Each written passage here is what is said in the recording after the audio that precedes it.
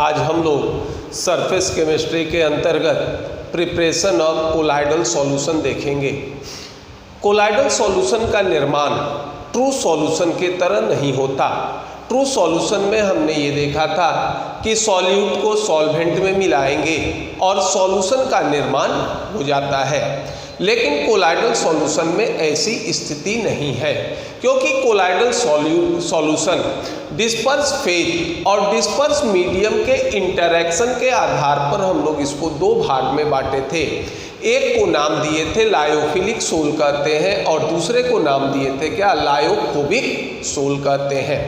तो lyophilic sol में disperse phase और डिस्पर्सन मीडियम ये दोनों एक दूसरे के बीच काफ़ी एफिनिटी होता है, जबकि लायोफिलिक सोल में डिस्पर्सन फेज और डिस्पर्स्ड फेज और डिस्पर्सन मीडियम इसके बीच किसी तरह का कोई एफिनिटी नहीं होता। तो सबसे पहले हम लोग ये देखेंगे कि लायोफिलिक सोल का निर्माण किस तरह से करते हैं। तो डिस्पर्स्ड फेज और डिस्पर्सन मीडियम इसके इंटरैक्शन के आधार पर ये हम लोग कोलाइडल सॉल्यूशन को दो भाग में बांटे थे। एक को नाम दिए थे लायोफिलिक सोल, इसको नाम दिए थे लायोफिलिक सोल। अब देखिए लायोफिलिक सोल की विशेषता ये थी कि इसमें डिस्पर्स्ड फेज ये कह सकते थे कि dispersed phase and dispersion medium इसके बीच क्या होता है, ये होता है एफिनिटी होता है। तो जैसे ही डिस्पर्स फेज को डिस्पर्स मीडियम में मिलाएं, इनके बीच एफिनिटी होने के कारण ये आसानी से कोलाइडल सोल का निर्माण कर देते हैं। और चूंकि ये लायोफिलिक सोल स्टेबल होते हैं, इसलिए इसका निर्माण आसानी से हो जाता है। तो लायोफिलिक सोल के निर्माण में हमको किसी तरह का कोई परेशानी नहीं होता। हम मात्र ये करेंगे कि डिस्पर्स्ड फेज और डिस्पर्स मीडियम को मिला देंगे, कोलाइडल सॉल्यूशन का निर्माण हो जाएगा। जैसे मान लो एक एग्जाम्पल लेते हैं, जैसे मान लीजिए ये हो गया ग्लू हो गया, गम हो गया, या फिर ये हो गया क्या, जिलेटिन। इसको क्या करते हैं, इसको क्या करेंगे, मिक्स्ड विथ हॉट वाटर, इसको क्या करते हैं, गर्म जल में मिला देते हैं और ये हो जाएगा तुम्हारा क्या, ये कह सकते हो कि कोलाइडल सॉल्यूशन फॉर्म, और ये हमारा कोलाइडल सॉल्यूशन का निर्माण हो जाता है। ये हमारा सबसे आसान तरीका होता है। दूसरा ये होगा, ये भी हम लोग देखते हैं कि जैसे मान लो colloidal solution of cellulose nitrate, इसका कैसे बनाते हैं, इसको ये करते हैं कि इट इज मिक्स्ड विथ, इसको मिला देंगे किससे, mixture of ethyl alcohol and ether. ये हमारे डिस्पर्सन मीडियम होंगे, इथाइल एल्कोहल और ईथर का मिक्सचर। इसमें सेलुलोज नाइट्रेट मिला देते हैं, तो इसको सेलुलोज नाइट्रेट मिला देंगे तो सेलुलोज नाइट्रेट का कोलाइडल सॉल्यूशन का निर्माण हो जाएगा। अब इसी के ये याद रखिएगा कि 4% इसी का कोलाइडल सोल, इसको नाम देते हैं क्या, इसको नाम देते हैं कोलोडवाइन कहते हैं, इसको कोलोडवाइन कहेंगे। तो लायोफिलिक सोल के निर्माण में कोई परेशानी नहीं होता, सिर्फ डिस्पर्स्ड फेज को डिस्पर्सन मीडियम में मिलाइए और कोलाइडल सोल का निर्माण हो जाएगा। और चूंकि ये अस्थाई होते हैं, इसलिए इसका निर्माण आसानी से हो जाता है। अब दूसरा होता है जिसको नाम देते हो क्या, लायोफोबिक सोल। तो लायोफोबिक सोल में डिस्पर्स्ड फेज और डिस्पर्सन मीडियम, इसके बीच किसी तरह का कोई एफिनिटी नहीं होता। तो जब इनके बीच किसी तरह का कोई एफिनिटी नहीं होता तो डिस्पर्स्ड फेज को डिस्पर्सन मीडियम में मिला दे तो ये कोलाइडल सोल का निर्माण नहीं होगा। जैसे मान लो हमको गोल्ड सोल का निर्माण करना है, तो ये हम बहुत अच्छी तरह से जानते हैं कि अगर गोल्ड को जल में मिला दो तो गोल्ड को या सिल्वर को या फिर प्लैटिनम को, इसको जल से किसी तरह की कोई एफिनिटी नहीं होती। तो जब इनको एफिनिटी नहीं होगा तो ये कोलाइडल सोल का निर्माण नहीं होगा। तो लायोफोबिक सोल का निर्माण हम डायरेक्ट नहीं कर सकते। क्यों नहीं कर सकते? क्योंकि डिस्पर्स्ड फेज और डिस्पर्सन मीडियम, इसके बीच कोई एफिनिटी नहीं होता। तो जब भी हम इसका निर्माण करेंगे तो ये क्या होगा, इनडायरेक्ट मेथड से करेंगे। तो ये कह सकते हो कि it is not formed by direct method, it is not formed by direct method, it is formed by indirect method, indirect method। ये जब भी बनेंगे तो ये हमारा क्या होगा, इनडायरेक्ट मेथड से बनेंगे। तो अब इसका टाइप होता है, तो सबसे पहला मेथड होता है जिसको नाम देते हैं वो क्या, डिस्पर्सन। ये होता है डिस्पर्सन और डिसइंटीग्रेशन, डिस्पर्सन और डिसइंटीग्रेशन मेथड। और इसमें सबसे पहला मेथड होगा जिसको नाम देते हैं मैकेनिकल डिसइंटीग्रेशन। ये पहला मेथड होता है जिसको नाम देंगे मैकेनिकल डिसइंटीग्रेशन। अब ये है कि ये मैकेनिकल डिसइंटीग्रेशन मेथड क्या है। तो देखो, मैकेनिकल डिसइंटीग्रेशन मेथड में एक डिवाइस का यूज करते हैं और इस डिवाइस को ये हम लोग कहते हैं, ये बाल मिल कह सकते हो या फिर इसको नाम देते हैं क्या, कोलाइडल मिल कहते हैं। अब देखो, बाल मिल या कोलाइडल मिल क्या होता है, ये हम लोग देखे हैं जिस तरह से ये चक्की में गेहूं पिसता है, ठीक उसी तरह से इसमें भी क्या होते हैं, ये दो पार्ट होते हैं। ठीक, इसमें भी जो होगा ये क्या होंगे, ये दो पार्ट होंगे। ठीक, अब इसमें दो पार्ट होंगे और यहाँ इस ओपनिंग से हम लोग क्या डालते हैं, ओपनिंग से इसमें डालेंगे क्या, सस्पेंशन ऑफ, ये जो होगा ये डालते हैं suspension of substance in water. अब ये जो बाल मिल, इसका जो सर्कुलर या ये कहिए कि ये चकता होता है जिस पर ये रोटेट करता है, तो ये काफ़ी हेवी होता है। दूसरा ये है कि इसके जो मिल होते हैं या ये कहो इसके जो राउंडल होते हैं, ये एक दूसरे के अपोजिट या विपरीत चक्रण करते हैं। अगर मान लो एक जो होगा ये क्लॉकवाइज घूमेगा तो दूसरा जो होगा ये क्या होगा, ये एंटी क्लॉकवाइज घूमेगा। और इसकी स्थिति होती है लगभग 7000 साइकिल पर सेकेंड या 7000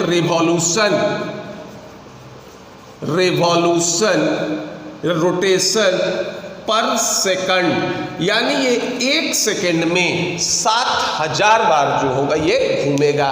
और दोनों का रोटेशन क्या होता है, रिवॉल्यूशन नहीं सॉरी रोटेशन कहो या ये सीधा कहो साइकिल पर सेकंड।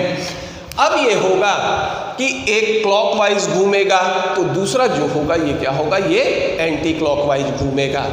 अब जैसे ही इसमें suspension of substance in water डालते हैं, अब ये क्या करेंगे कि ये जो मिल है ये इसको क्या करेगा, ग्राइंड, सब्सटेंस को ग्राइंड कर देगा। और जब सब्सटेंस ग्राइंड होंगे तो इनका आकार कोलाइडल पार्टिकल के आकार के बराबर हो जाएगा, यानी 10 एंगस्ट्रम से लेकर 10,000 एंगस्ट्रम के बीच हो जाएगा। और ये हमारा इस तरह से कोलाइडल सॉल्यूशन का निर्माण हो जाएगा। सब्सटेंस पार्टिकल के डिसइंटीग्रेशन से हम लोग कोलाइडल पार्टिकल का निर्माण कर देते हैं।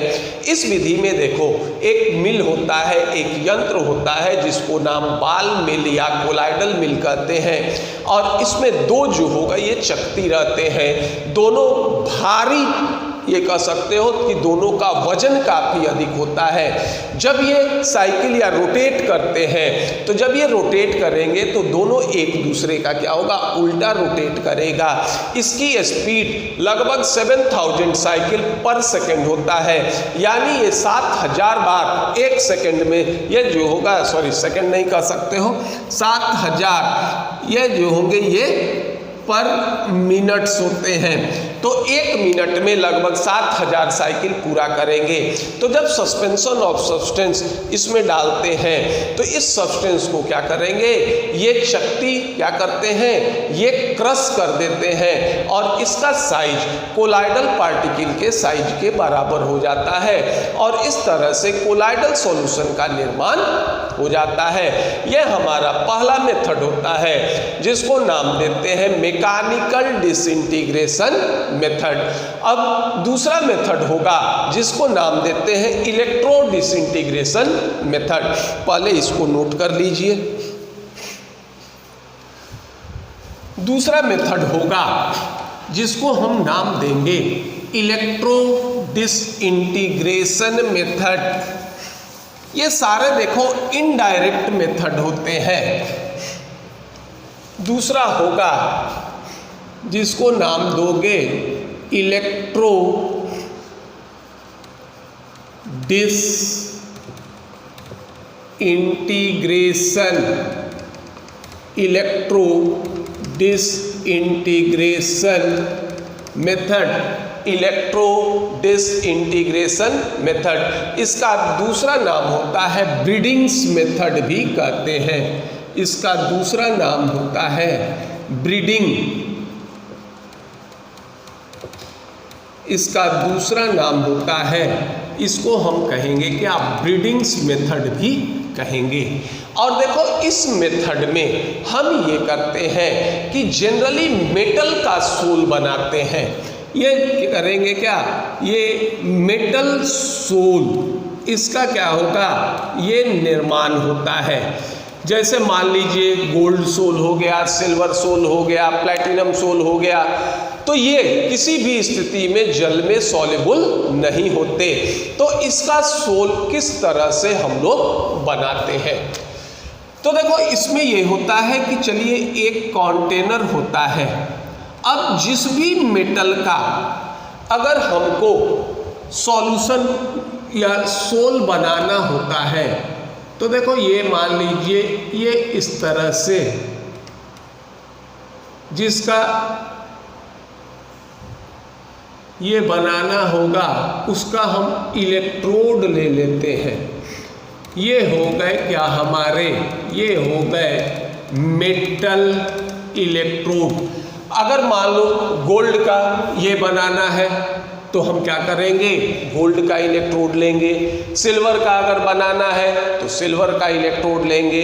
प्लैटिनम का ये बनाना है सॉल्यूशन तो प्लैटिनम का इलेक्ट्रोड लेंगे।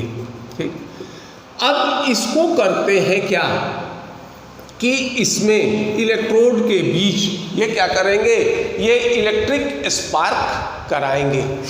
तो जब इलेक्ट्रिक स्पार्क कराते हैं तो इससे इतना अधिक हीट जनरेट करता है कि ये जो मेटल इलेक्ट्रोड है ये क्या होते हैं, ये मेटल इलेक्ट्रोड क्या होंगे, ये पिघल जाएंगे या मेल्ट करेंगे। और जब ये मेल्ट करते हैं तो ये क्या करेंगे, ये जल के साथ कोलाइडल सॉल्यूशन का निर्माण कर देंगे। जब ये मेल्ट करते हैं तो इसके जो पार्टिकल होंगे इनका आकार कोलाइडल पार्टिकल के आकार के बराबर हो जाता है और इस तरह से मेटल सोल का निर्माण हो जाएगा। अब चूंकि जब इलेक्ट्रिक आर्क प्रोड्यूस करते हैं तो काफ़ी टेम्परेचर क्या होता है, ये काफ़ी टेम्परेचर रिलीज होता है या इसका तापक्रम काफ़ी अधिक होता है। तो इसके कैविटी में हम लोग क्या करते हैं, बर्फ का टुकड़ा डाल देते हैं ताकि ये जो सॉल्वेंट है या जल है ये जल क्या हो, ये वेपोराइज नहीं हो जाए और इस तरह से हम लोग मेटल सोल का निर्माण कर लेते हैं। चाहे गोल्ड सोल का निर्माण हो या प्लैटिनम सोल का निर्माण हो या सिल्वर सोल का निर्माण हो, इसके सहायता से हम मेटल सोल का निर्माण कर देंगे। देखो इसको फिर से एक बार कि इसमें जिस भी मेटल इलेक्ट्रोड मेटल का सोल बनाना है उसमें मेटल का इलेक्ट्रोड ले लेते हैं और इसमें क्या करेंगे, इलेक्ट्रिक आर्क प्रोड्यूस करेंगे। इलेक्ट्रिक आर्क प्रोड्यूस करने से मेटल मेल्ट होते हैं और मेल्ट होकर ये क्या होंगे, ये छोटे पार्टिकल के रूप में जल में मिल जाते हैं और इनके पार्टिकल का आकार कोलाइडल पार्टिकल के आकार के बराबर होता है और इसके चारों तरफ टेम्परेचर को कम करने के लिए हम लोग इसमें आइस डाल देते हैं ताकि ये जल क्या हो, वेपोराइज नहीं हो और इस तरह से हम लोग क्या करते हैं, ये मेटल का कोलाइडल सोल बना लेते हैं या निर्माण कर लेते हैं। अब देखो तीसरा प्रोसेस होता है जिसको नाम देते हो क्या, इसको नाम देते हो पेप्टाइजेशन कहते हैं। इसको हम लोग नाम देते हैं क्या, पेप्टाइजेशन। अब यह है कि पेप्टाइजेशन किसे कहते हैं या पेप्टाइजेशन प्रोसेस क्या होता है। अब ये कहते हैं कि पेप्टाइजेशन में कोई फ्रेशली प्रिपेयर्ड या ताज़ा बना हुआ प्रेसिपिटेट और ताजे बने हुए प्रेसिपिटेट को क्या करेंगे, ये कोलाइडल पार्टिकल में कन्वर्ट करेंगे किससे, किसी सुटेबल इलेक्ट्रोलाइट के द्वारा क्या करते हैं, इसको मिक्स करते हैं या सेक करते हैं और जिससे प्रेसिपिटेट क्या होगा, ये कोलाइडल पार्टिकल में कन्वर्ट हो जाएगा और इस प्रोसेस को नाम देते हो क्या, पेप्टाइजेशन कहेंगे। तो इसको ये डिफाइन करते हो कि it is the process to converting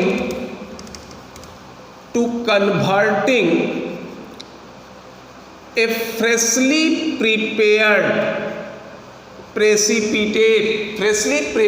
precipitate into colloidal particles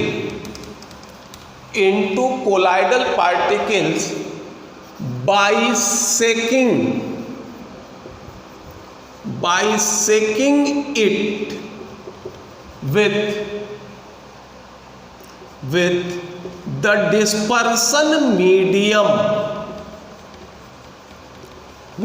dispersion medium in the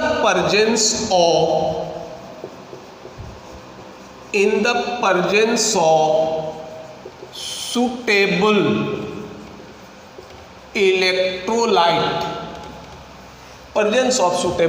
electrolyte।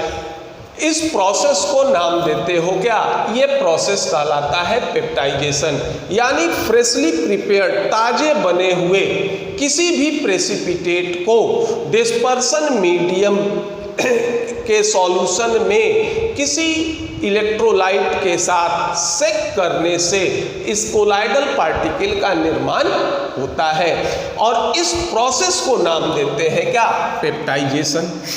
अब देखो जैसे मान लो ये होता है, ये हम लोग लेते हैं क्या, freshly prepared ferric hydroxide precipitate, ferric hydroxide का ताज़ा बना हुआ घोल ले लेते हैं। अब चूंकि यहाँ हमारा क्या होता है, डिस्पर्सन मीडियम हमारा जल है और इसमें मिला देते हैं क्या, FeCl3 का एक्वस सॉल्यूशन मिला देते हैं। देखिए FeCl3 ये हमारा क्या होता है, ये हमारा सुटेबल इलेक्ट्रोलाइट होगा, और जैसे ही मिलाओगे तो ये बन जाएगा तुम्हारा FeOH3, इसका सोल का निर्माण हो जाएगा, यानी फेरिक हाइड्रोक्साइड के सोल का या कोलाइडल सोल का निर्माण हो जाता है।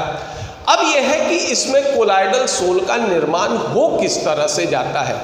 देखो प्रेसिपिटेट में क्या होता है, अगर हम फ्रेशली प्रिपेयर्ड या फेरिक हाइड्रोक्साइड का प्रेसिपिटेट लेते हैं तो ये क्या होंगे प्रेसिपिटेट, ये ए पात्र के पेंदे में सेटल डाउन करेंगे, और कोलाइडल सॉल्यूशन में इस सब के फेरिक हाइड्रोक्साइड के जो प्रेसिपिटेट होते हैं ये पूरे सॉल्यूशन में क्या होने हैं, स्कैटर्ड होने हैं। तो इसमें देखो ये होता है कि मान लीजिए ये फेरिक हाइड्रोक्साइड इसका हमारा प्रेसिपिटेट हो गया। अब जब इसका प्रेसिपिटेट होता है तो इसमें हम लोग फेरिक क्लोराइड का एक्वस सॉल्यूशन मिला देते हैं। तो जब इसमें हम फेरिक क्लोराइड का एक्वस सॉल्यूशन मिला दें तो ये देखो ये हो गया फेरिक हाइड्रोक्साइड का क्या हो गया, ये फेरिक हाइड्रोक्साइड का प्रेसिपिटेट हो गया। तो ये जो कॉमन आयन होते हैं, देखो कॉमन आयन इसमें क्या है, आयरन। तो आयरन हमारा क्या होता है Fe3+, इस पे चार्ज होता है पॉजिटिव। तो जो कॉमन आयन होते हैं ये क्या होंगे, इस पर या इसके सरफेस पर क्या होगा, ये एडजॉर्ब कर जाएगा। तो जब कॉमन आयन इसके सरफेस पर एड्जॉर्ब कर जाएंगे तो ये जानते हो कि समान आवेश के बीच रिपल्सन का फोर्स वर्क करता है, तो ये क्या करेंगे, ये एक दूसरे से क्या हो जाएंगे, ये रिपेल करेंगे, और इस तरह से फेरिक हाइड्रोक्साइड का कोलाइडल सॉल्यूशन का निर्माण हो जाएगा। तो इस तरह से ये हम लोग क्या करते हैं, फ्रेशली प्रिपेयर्ड को कोलाइडल सॉल्यूशन में कन्वर्ट कर देते हैं, और इस प्रोसेस को नाम देते हैं क्या, पेप्टाइजेशन कहते हैं। इसका एक और एग्जाम्पल हम लोग यहाँ ही देख लेते हैं। जैसे मान लो एग्जाम्पल ये ले लेते हैं, मान लीजिए AlOH3, इसका क्या होता है, ये हम प्रेसिपिटेट ले लेते हैं। अब एल्युमिनियम हाइड्रोक्साइड का प्रेसिपिटेट ले लें और इसमें क्या करेंगे, HCl का एक्वस सॉल्यूशन डालकर इसको क्या कर देते हैं, इसको क्या करोगे, ये सेक कर दोगे। तो इसको सेक करोगे तो इस तरह से FeOH3 का कोलाइडल सोल का निर्माण हो जाएगा, और इस तरह से हम लोग फ्रेशली प्रिपेयर्ड प्रेसिपिटेट को आसानी से कोलाइडल सॉल्यूशन में कन्वर्ट कर देंगे, और इस प्रोसेस का नाम देते हैं पेप्टाइजेशन कहेंगे। तो ये इसका पहला मेथड होगा जिसको डिस्पर्सन या फिर डिसइंटीग्रेशन मेथड कहते हैं। दूसरा प्रोसेस होता है जिसको नाम देते हैं कंडेंसेशन या एग्रीगेशन मेथड। दोनों हमारा क्या होता है, उल्टा होता है। डिसइंटीग्रेशन मेथड में बड़े मॉलिक्यूल को क्या करते हैं, ये छोटा करते हैं, और कंडेंसेशन या एग्रीगेशन मेथड में क्या करेंगे, छोटे मॉलिक्यूल को मिलाकर बड़ा करेंगे। दोनों प्रोसेस एक दूसरे का उल्टा होता है। पहले इसको नोट डाउन कर लीजिए। ये हमारा था डिसइंटीग्रेशन मेथड। दूसरा मेथड था जिसको हम लोग नाम देते हैं क्या, कंडेंसेशन या फिर एग्रीगेशन मेथड कहेंगे। दूसरा मेथड होगा जिसको हम लोग नाम देंगे कंडेंसेशन और एग्रीगेशन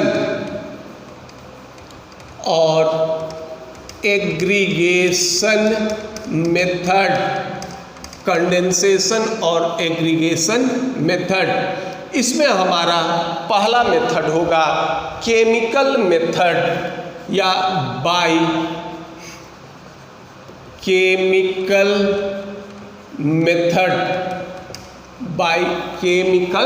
मेथड। अब ये हमारा क्या होता है, केमिकल मेथड। इसमें सारे जो होंगे ये केमिकल मेथड ही होंगे, चाहे रिडक्शन हो या ऑक्सीडेशन हो या फिर जो होंगे ये हाइड्रोलिसिस हो। तो जब केमिकल रिएक्शन होता है तो सब्सटेंस के केमिकल कॉन्स्टिट्यूशन में क्या होता है, ये अंतर होता है, या ये कहो केमिकल कॉम्बिनेशन में अंतर होता है। अगर केमिकल रिएक्शन होगा तो रिएक्टेंट चेंज होंगे किसमें, प्रोडक्ट में। तो रिएक्टेंट का केमिकल कंपोजिशन अलग होता है और प्रोडक्ट का केमिकल कंपोजिशन अलग होगा। तो जैसे मान लो केमिकल, इसमें सबसे पहला लेते हैं, मान लीजिए ये होता है फॉर्मेशन ऑफ AS2S3, इसका नाम क्या हो गया, arsenic sulphide sol. Arsenic sulphide sol क्या हो, ये जो होगा ये कैसे बनेगा, ये लेते हैं आर्सेनिक ऑक्साइड। आर्सेनिक ऑक्साइड के एक्वस सॉल्यूशन में हाइड्रोजन सल्फाइड गैस प्रवाहित कर दो तो ये बनेगा AS2S3। ये बन जाएगा, क्या हो गया, यही हो जाएगा हमारा आर्सेनिक सोल। ये बन जाएगा आपका क्या, कोलाइडल सोल का निर्माण हो जाएगा। तो देखिए यहाँ पर हमने सब्सटेंस लिया था क्या, आर्सेनिक ऑक्साइड। कोलाइडल सोल बना किसका, आर्सेनिक सल्फाइड का।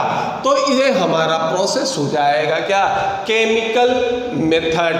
केमिकल मेथड में ही दूसरा मेथड होता है जिसको नाम देते हो क्या, बाई रिडक्शन। बाई रिडक्शन, सामान्यतः रिडक्शन को हम लोग ये कहते हैं, नॉर्मली ये कहते हो कि लॉस ऑफ ऑक्सीजन या loss of electron negative element. तो इसके द्वारा क्या होता है, ये कोलाइडल सॉल्यूशन का निर्माण होगा। तो अब देखिए किसी भी चीज को रिड्यूस करने के लिए हमको जरूरत क्या होता है, रिड्यूसिंग एजेंट की जरूरत होगी। और रिड्यूसिंग एजेंट क्या करेगा, सब्सटेंस को रिड्यूस कर देगा। तो इसमें ये करते हैं क्या, जैसे मान लो गोल्ड हो गया, सिल्वर हो गया, platinum sol will be formed by solution of their suitable salt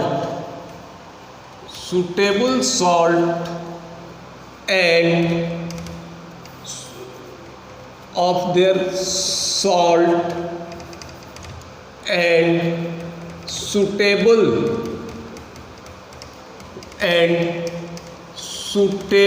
reducing agent. Suitable reducing agent, जैसे मान लो यहाँ पर हम लोग गोल्ड सोल का निर्माण करते हैं, तो गोल्ड का सबसे सुटेबल, या ये कहो कि सुटेबल सॉल्ट होता है गोल्ड क्लोराइड। ये हो गया, सूत्र होगा AuCl3। अब इसको करते हैं, एक रिड्यूसिंग एजेंट होता है स्टेनस क्लोराइड। स्टेनस क्लोराइड के साथ प्रतिक्रिया करा दो तो ये हो जाएगा 2Au और ये हो जाएगा आपका SnCl4 और ये हो जाएगा, ये बन गया आपका क्या, ये बनेगा गोल्ड सोल का निर्माण होगा। और भी तरीके होते हैं, मान लो रिड्यूसिंग एजेंट जो होगा ये बदल दो 2AuCl3। अब देखो HCHO, देखिए इसको हम लोग करते हैं क्या, फॉर्मल्डिहाइड से रिड्यूस करते हैं। तो फॉर्मल्डिहाइड से रिड्यूस करोगे तो ये बन जाएगा, ये देगा फिर गोल्ड सोल प्लस ये होगा HCOOH, ये हो जाएगा एसिटिक एसिड। ये देखिए ये फिर बन गया क्या, गोल्ड सोल। फिर और भी अगर रिड्यूसिंग एजेंट बदल दो, जैसे मान लो ये होगा AuCl3, अब इसको करते हैं हाइड्रोजन से, 3 हाइड्रोजन होगा NH2NH2, ये कंपाउंड होता है क्या, हाइड्रोजन। ये भी AuCl3 को रिड्यूस करेगा और ये बन जाएगा आपका क्या, गोल्ड सोल बनेगा, नाइट्रोजन गैस निकलेगा और HCl। ये प्रोसेस होता है क्या, रिडक्शन का। तो अगर मान लो ये तो हो गया रिडक्शन, अब ये भी हो सकता है कि हम ऑक्सीडेशन के द्वारा भी क्या कर सकते हैं, बाय ऑक्सीडेशन। देखिए ऑक्सीडेशन के द्वारा भी हम कोलाइडल सॉल्यूशन का निर्माण करेंगे। अंतर सिर्फ ये होगा कि जब हमको सॉल्ट का रिडक्शन करना है तो हम सुटेबल रिड्यूसिंग एजेंट का यूज करेंगे, और अगर मान लो हमको क्या करना है, ऑक्सीडेशन करना है, तो सुटेबल ऑक्सीडाइजिंग एजेंट का हम उपयोग करेंगे। तो जैसे मान लो इसमें एग्जाम्पल लेते हैं, ये होगा formation of sulphur sol, sulphur sol का फॉर्मेशन। तो इसमें ये करेंगे कि जैसे सल्फर सोल, तो कंपाउंड सल्फर का लेते हैं हाइड्रोजन सल्फाइड, इसमें ऑक्सीडाइजिंग एजेंट हम यूज करते हैं क्या, ब्रोमीन यूज कर सकते हो, नाइट्रिक एसिड यूज कर सकते हो। तो हाइड्रोजन सल्फाइड इसका क्या होगा, ऑक्सीडेशन हो जाएगा किसमें, सल्फर में, और इस सल्फर के जो पार्टिकल होते हैं ये कोलाइडल रेंज के होने के कारण इस सॉल्यूशन को नाम दोगे क्या, सल्फर सोल कहेंगे।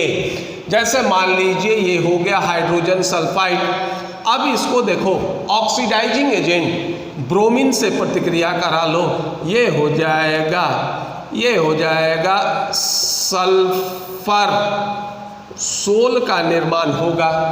अगर मान लीजिए फिर हम H2S ऑक्सीडाइजिंग एजेंट के रूप में ले रहे हैं क्या, नाइट्रिक एसिड ले रहे हैं, तो ये बना देगा क्या, ये देगा जल सल, ये हो जाएगा HNO3, ये चेंज हो जाएगा क्या, नाइट्रोजन डाइऑक्साइड में, और ये बन जाएगा क्या, ये बन जाएगा सल्फर सोल।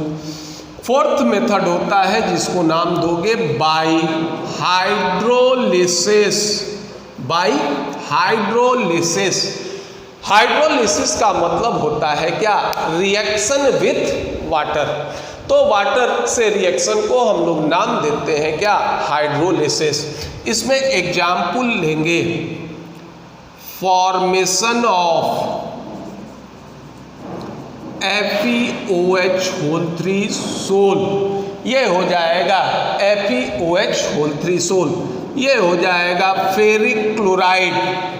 इसका हम लोग सॉल्यूशन लेते हैं, इसका हाइड्रोलिसिस कर दोगे तो ये हो जाएगा क्या, फेरिक हाइड्रोक्साइड, फेरिक हाइड्रोक्साइड। इसका कोलाइडल सॉल्यूशन बनेगा और ये होता है क्या, ब्राउन कलर। यहाँ पर H2O में ऑक्सीजन के पास जो लोन पेयर ऑफ इलेक्ट्रॉन है ये फेरिक या आयरन के द्वारा क्या होगा, एड्जॉर्ब किया जाएगा या गेन किया जाएगा। तो 1 by 1 OH क्या करता है, Cl को सब्स्टिट्यूट कर देगा और फेरिक हाइड्रोक्साइड का क्या होगा, ब्राउन कलर कोलाइडल सॉल्यूशन का निर्माण हो जाएगा।